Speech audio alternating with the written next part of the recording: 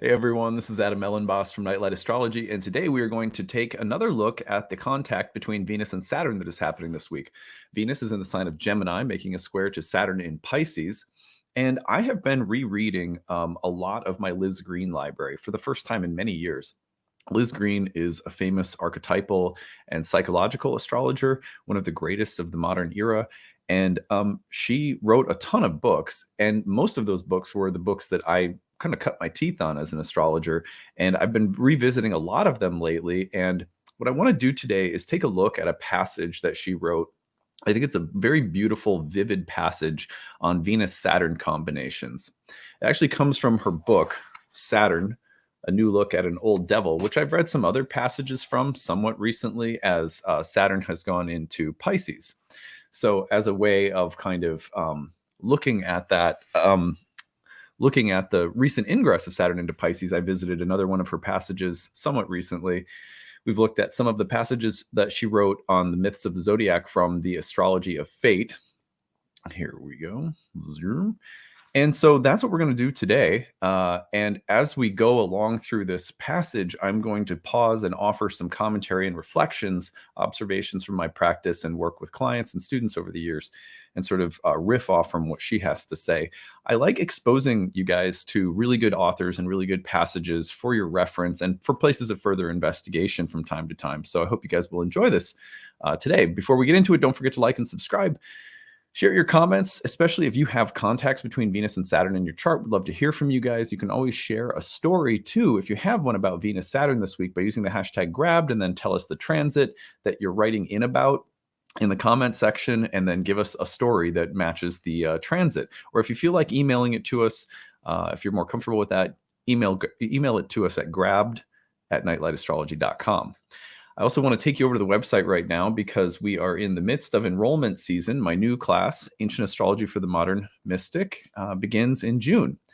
So this is a one-year course in ancient Hellenistic astrology, learning how to read birth charts, which is a skill that lasts a lifetime. It is, for most people who take the course, you're passionate about astrology. You might be wanting to read charts for other people, start a career, which right now it's actually a really great time to do that because there is a growing interest in astrology right now, and the markets are actually reflecting that, which is interesting. It's interesting to see that more and more people are utilizing astrological resources and services.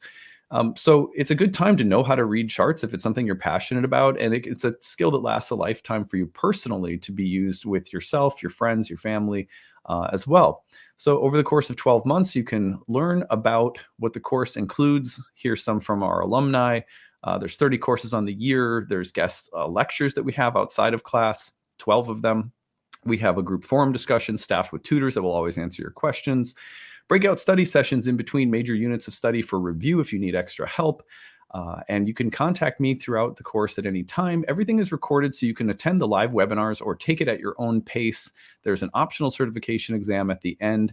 And then at the bottom, you'll see the different forms of payment if you want to sign up. And the one that I really want to draw your attention to is on the bottom right-hand side, the need-based tuition assistance. We have a limited number of those contracts available. And they are going pretty quickly, actually. There are a lot of people signing up for them right away. So I highly recommend that you do that right now if you want to take advantage of it.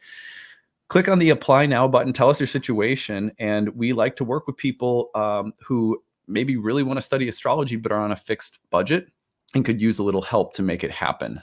If that's you, for whatever reason, you're a single parent, you work only part-time, you're in between jobs, whatever. We want to make sure that the spiritual science of astrology isn't only available to like one type of person and one financial situation. So we always offer that, and we do that thanks to all of you guys supporting the Kickstarter every year.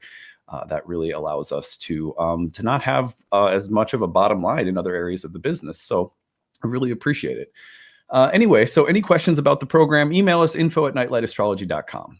Okay, well, let's get into it today by looking at the real-time clock and taking a look at the transit once more. We opened up earlier this week looking at Venus and Saturn contacts, and here we can see the two coming together in a square, and this really takes place Friday, April 14th, that's today, into the weekend. and it's been building over the course of the week.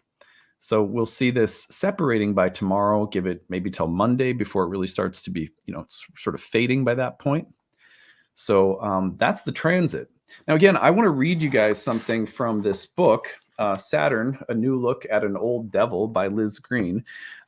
She has written many books, and so I've been highlighting different passages from them as I've been rereading them. And I loved this passage when I was doing some research, and I just thought, rather than just cherry picking insights from it, I want to read you the passage. It's a couple pages, and pause along the way and just offer you my reflections. I had a lot to say about this as I was reading it. So anyway, here's what she says about Saturn in aspect to Venus, which is what we're dealing with this week. Saturnian contacts to Venus, when they occur in the charts of those who are not predisposed toward introspection or self-understanding, are some of the most painful contacts to deal with. And the reason for that is that Venus-Saturn contacts will often do really well, for example, in the charts of artists, say poets and writers who don't mind spending long periods of solitude crafting beautiful things, or a metalsmith that likes to be in their shop, or an artist that can spend long periods of time alone painting in their studio. If you have an inclination toward that kind of lifestyle, Venus-Saturn it doesn't ever seem as bad, or it seems to show up kind of nicely in the charts of people who have both solitary, contemplative, and artistic qualities, which is something that most of the time we just think of Saturn, Venus in relation to, say, pain and love or something like that. But if you're not the kind of person who can deal with that, then as Greene says, it tends to be a very painful contact insofar as if you don't like being alone, if you're not the artistic type that likes some solitude, a lot of the times it's more painful socially to have to deal with, like, say, loneliness. In both men's and women's charts, one of the traditional interpretations, which seems to be accurate enough, is that of failure or sorrow in marriage and in love, with a subsequent residue of disillusionment, bitterness, fear, and a great sensitivity to rejection, which colors all successive romantic encounters with a certain aloofness and mistrust. It is probably that the initial failure, and there's generally one very painful one, is not the only key to the patterns of behavior, which are so typical of Venus-Saturn, but that an additional and more important key may be found in childhood, in the individual's relationship to his parents, and particularly to the parent of the opposite sex. This is not a new concept, but has been suggested before in reference to Venus-Saturn configurations. Saturn's association with the parents brings this element into all Saturnian contacts with the personal planets. She's getting pretty deep into the weeds there with regard to the psychological complexes that we could see coming out of relationships to parents of the opposite sex from the child or stuff like that. But what I want to say is this: insofar as Venus-Saturn contacts are concerned, you will often see withholding parents. Parents that withhold love, or that are suspicious of joy or spontaneity or creativity, or sometimes like a mother or father who has maybe some serious sexual repression or other kinds of sexual, complexes or problems. And then unconsciously, the child is like picking up on those in the environment, which is an interesting thing. Venus seems to have importance in relation to one's capacity to be happy in the conventional sense, to be at peace or in harmony with oneself and the environment. More than any other aspect, Venus-Saturn appears to strike at a person's happiness, and the usual feeling with the aspect, even if its more drastic forms are not expressed, is a nagging discontent and the feeling that one will never be able to be happy or take pleasure in life. This contact, even the harmonious ones, will also strike at a woman's basic attitude toward her own femininity and her worth as a woman, and may affect a man's basic attitude toward women. Now, again, I don't think we need to go down the path of, some of these are maybe a little dated in terms of some gender stereotyping, but I still think that the basic piece of this to remember is that Venus in the ancient world was called the planet of good fortune. The fifth house, which was called the house of good fortune, was called also the joy of Venus. So when you think of good fortune in the ancient world, you're just thinking of anything that's pleasant and enjoyable and pleasing and makes you happy, that good vibes, right? So when you have Venus-Saturn contacts in general, you just have the tendency to struggle with good vibes, or to feel like they're inhibited or blocked, or to have a hard time with pleasure.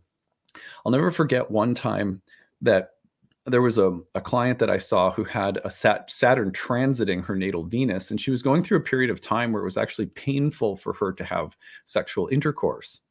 And so a good portion of the session was her asking, like, what's going on? Why is this happening? I've never had this happen before. Will it pass? And I thought it was interesting that at that very time, Saturn was transiting. I think it was in opposition to her natal Venus. So just when it comes to the ease with which we can experience flow, grace, harmony, happiness, pleasure, Saturn can somehow prohibit or block that, which is one of the more painful or difficult things. And it can also color or shape our attitude toward the feminine or toward the Venusian things in life, whether you're a man or a woman, sometimes giving you a less favorable or more judgmental or restrictive or harsh or severe way of looking at Venus stuff. Anyways, she goes on. In the final balance, the great unhappiness and isolation which often accompany Venus-Saturn aspects, there's also a great potential for deep and meaningful and permanent relationship based on a complete understanding and on free choice rather than mutual need. The mysteries of union are within the grasp of the person with this contact, for although he stands to lose much and usually must spend a good portion of his life without a companion or with true companionship, he also holds the key to a relationship which is lasting and real. I think that's fascinating because that is so true. One of the things that's often said about Venus-Saturn, which I've seen bear out time and time again, is that love often comes later in life. The true love, the deep, meaningful, mature, lasting love, sometimes comes after some painful trials that happen earlier in life. And it's as though this is a bottle of wine that's not going to age and reach its peak until you're a little bit older. It is not uncommon at all to see people marrying but not having kids with Venus-Saturn contacts, or to have gone through some divorces only to find that perfect match a little bit later in life or something like that. So sometimes there's painful trials and tribulations that come with a more lasting and substantive, real, mature love later.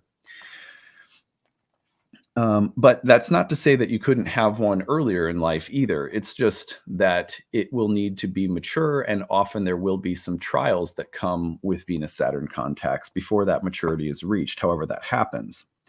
The connection of Venus-Saturn contacts to sexual inhibitions, particularly the varying degrees of sexual defensiveness, which we term frigidity, is rarely mentioned since sorrow in love is somehow expected to imply this often sorrowful area of experience as well. But Venus-Saturn contacts cannot be consciously utilized in a constructive way unless an effort is made at honesty with oneself. As with all Saturnian aspects, we must consider the workings of the unconscious, with its tendency to hold compensatory or opposite attitudes and feelings in relation to the conscious personality and efforts of the individual. Regardless of how badly the person with Venus-Saturn wants to express sexually and emotionally, there is usually an equally intense unconscious fear, which makes defense necessary at all costs. It's funny how many times I've met with younger people, like let's say most of my client practice and audience is actually women, as you guys know. Many of the younger women, let's say in their 20s or early 30s or something like that, like that I've met with who have Venus-Saturn contacts will often have really like either very high expectations and almost a rigid idea of what should constitute love. And sometimes that needs to be softened with Venus-Saturn, or there will be an unusual sense that like everyone I've met is immature, like almost like, is that real or is that Venus-Saturn speaking, where there's this expectation that a level of maturity be there that, again, maybe that can't be there until you're 40. And it's unrealistic to expect that lovers and the state of love will be something other than at least slightly youthful until you're a little bit older. So sometimes there's also these kind of unrealistic expectations and a rigidity or frigidity that has to be overcome internally before it can be taken out, or the projections can be pulled back. Sometimes, in other words, we project onto other people, no one's ready for me, nothing's good enough.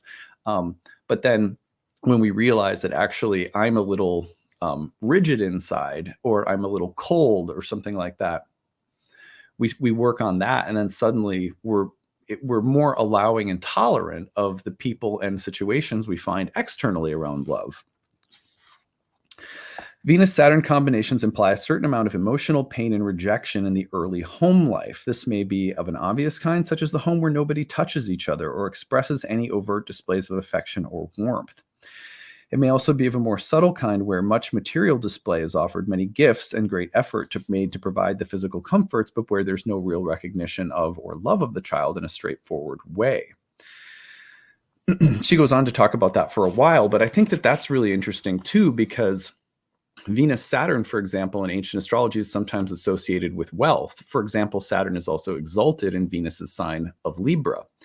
And both Venus-Saturn contacts will sometimes be associated with like almost like a classical form of beauty. Like think of like the black tie event or the opera or the ballet, places where there's a sort of classical form and grace and beauty and wealth and opulence all together, but maybe it's a little dry or rigid or stiff somehow too. So when Greene is talking about the fact that sometimes you'll see like wealth and material opulence, but lack of heart. And I don't mean to put a stereotype on that, because I've actually have been friends with and known, especially when I lived in New York City, people in the world of ballet and theater and art, and opera even, who were not fitting that stereotype. So I know that's kind of a bad stereotype, but if you can understand what I mean when I say that classical form and the sense of like wealth and beauty, but a little bit of like tightness, that sometimes the Venus-Saturn kids will, as a child's growing up in that kind of environment, it's setting them up to be in relationships that are maybe not ideal in some way, right? Like there's a sense that there's the intimacy of emotions and the contact from heart to heart is not as easy to find. It takes a little bit more work because it's not the model that's set up. That doesn't mean Venus-Saturn doesn't provide some nice things, right? But that's maybe one of the things that it doesn't provide as naturally that has to be learned. Okay, let's see. We all have encountered those children who, because of their fear of being unwanted, can only express their need for affection through destructive actions or an attempt to inflict pain or sulking and weeping. If we transfer this rather extreme picture to the adult body and mind of a Venus-Saturn individual and include the skill at portraying surface coolness, which they have usually developed, we will hold the key to this peculiar and often misunderstood emotional nature. Of course, not all people with Venus-Saturn contacts behave in this fashion, but there is a touch of this quality present, although it may be beautifully masked or outweighed by more self-expressive factors. So again, like a cool, calm, controlled, poised, beautiful look. Like I think of like a Rolex commercial or something. I don't even know if there is a Rolex commercial. I can't even think of one, but a commercial for something that is beautiful and expensive and everything just looks sort of perfect, but also you go like, is that real? Are they like cyborgs? That can be a little bit like Venus-Saturn. Venus is the archetype of the hetera or the courtesan rather than of the mother. And these two faces, Venus and the moon, together symbolize the female principle on a personal level. Venus-Saturn contacts usually affect a woman's confidence in herself as a woman, not only by society's definition of womanhood, society, but by her own definition as well. It is usual to find Venus-Saturn women in the competitive world of business, and this type of woman often excels in her profession. She may be driven to achievement not only because she has genuine love of her work, responsibility, and creative self-expression, but also because she may feel that she cannot properly function in a stereotypical feminine capacity. So I love that. There's another twist on Venus-Saturn. Venus-Saturn is, let's say, the disciplined, mature woman who's focused on work and on productivity and performance and becoming masterful at something. So it's not just tight, stiff, rigid, cold. It's also someone who's driven to who loves work, who's responsible, who's disciplined, who's high achieving, and of course that's insofar as we understand Venus-Saturn as a picture of a woman's femininity on a psychological level in a birth chart, which you don't mean that could the same thing could be there in the charts of anyone representing their inner feminine, so to speak. So it doesn't have to be literal women. But for these women, it is terribly important to be loved, admired, and thought beautiful. This is hardly liberation. It is closer to an enslavement to fear. Now she's talking about the polar opposite, where sometimes you will have, and again, this could go for anyone, not just women, though she's sort of splitting it down male-female lines. But you get the idea that Venus-Saturn could also be, I'm a slave to success, I'm a slave to beauty, I'm a slave to having to look like a certain way in order to be thought of as beautiful or worthy. And that's definitely true for Venus-Saturn, that it's like all about, sometimes it's all about appearances. Let's go on. She talks a little bit about the Spinster archetype, which is really interesting. I won't go into that so much, but also like for example, I thought this was really interesting. My grandmother on my mom's side had a strong Venus-Saturn contact in her chart. And her husband died when she was relatively young. And so she spent most of I think it was from her early 60s all the way till 90. She spent mostly alone. She had another partner for a little while, but she was she was a Venus-Saturn person. And a lot of her later life was keeping her gardens and doing all sorts of things that she did that she really loved, a lot of which were very Venusian. And yet she was alone. And so the Venus-Saturn can also be I want to call it the artist/crone archetype, like a lot of wisdom and being comfortable as a sort of solo goddess in the world. So anyway, we may find Saturn overcompensating on occasion, and this kind of pattern is equally frustrating because it's just as isolating. It is common to find a person with Venus-Saturn following a pattern of relationships where the partner is a burden, emotionally or mentally or physically, quote unquote, inferior in one way or another.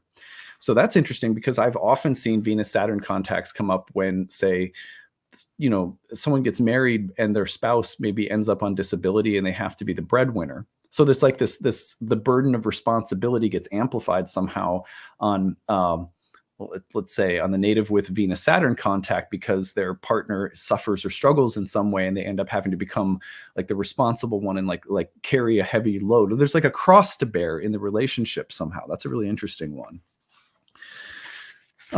Here we go.